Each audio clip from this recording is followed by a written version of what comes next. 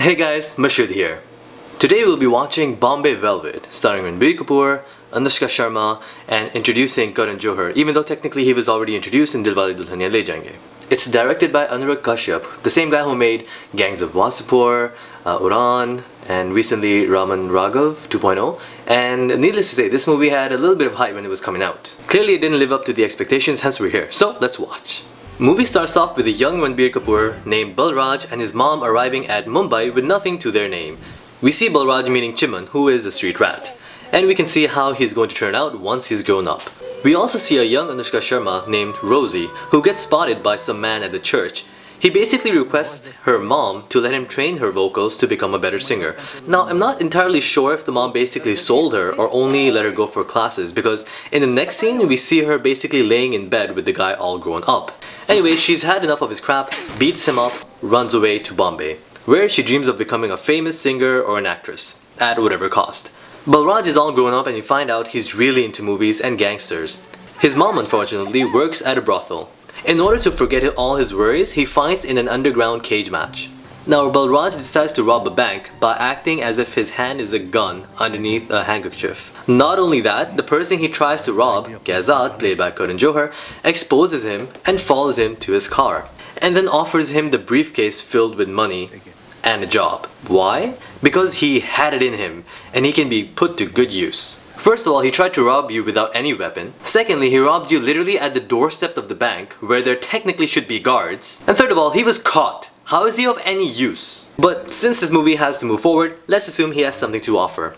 Kaizad names him Johnny and teaches him the business and how to carry out mobster things, and makes him carry out a few tasks, such as disposing dead bodies, blackmailing a minister, kidnapping, etc. etc. Meanwhile, we see Rosie somehow ends up working for Jimmy Mystery, a media reporter who wants to get the dirt on Kaizad and Johnny. He makes Rosie join the new gentlemen's club called Bombay Velvet, started by Kaizad. Rosie eventually falls for Johnny Balraj as he's the first guy who actually cares for her. Well, I mean, cared for her more than the other guys that she's been with.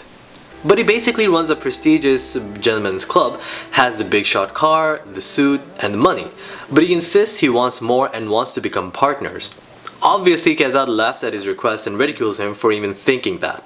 After a lot of useless politics, they find out that someone has been spying on them, as one of their confidential meetings was snapped and given to the media reporter. Kaizad figures out it's probably Rosie and puts a hit on her. Jimmy's like, I'll take care of it, which he clearly doesn't. So Kaizad hires someone else to blow up her apartment. Now, Jimmy somehow figures this out and reaches Rosie's place just in time to place another dead body in Rosie's clothes, in her bed, and they both jump out the window. People assume she died a horrible death. Everyone comes to her funeral as she was basically a small-time star and loved by a few people. And at the funeral,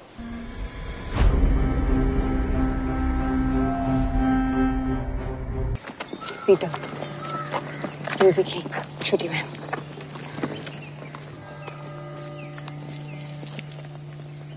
Oh, I think you got it all wrong, Rita. See, when you're targeted for killing, you're supposed to change your alias and move to a different city, where preferably people don't really know you or have really seen you, so yeah. Literally, no one falls for it. Chiman, Kaizad, the detective, nobody. Except for one dumbass driver.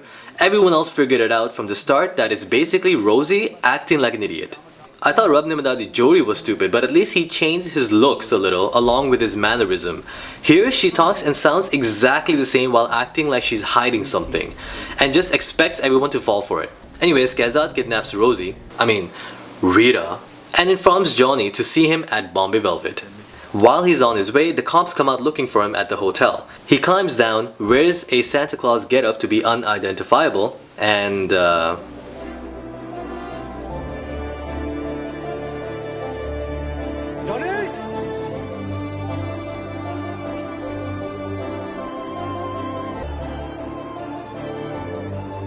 why the hell did you look back? You're literally running away from cops. Change your getup to Santa Claus, try to blend in, and you hear your name. You look back? Who the hell did you think was calling you, Santa Claus? So, he finally reaches Bombay Velvet and goes all Tony Montana on the goons. Once he sees Rosie with Kaizad, he gets his ass handed to him by the same fighter who he could never win against in the cage fights. Kazan urges him to fight on even though Johnny doesn't really want to fight. So he shoots her, which results in Johnny kind of losing his cool and knocking out the other guy.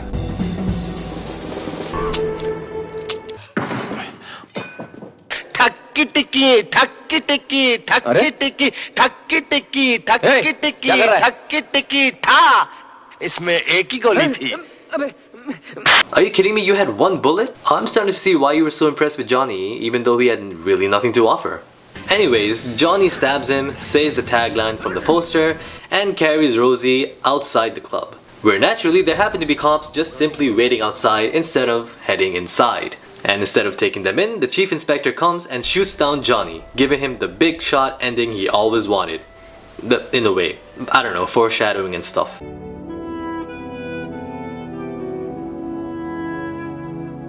Now, before the movie ends, they try to make it seem as if the movie was actually based on true characters and story. Okay, relax. And that was Bombay Velvet.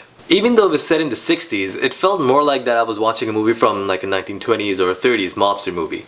The movie was trying way too hard to be cool. It tried to have like a Godfather or the Goodfellas vibe, but it really didn't work. The settings, the visuals, the scenery was great, but with the weak storyline and predictable outcomes of each character, it just all washed it away.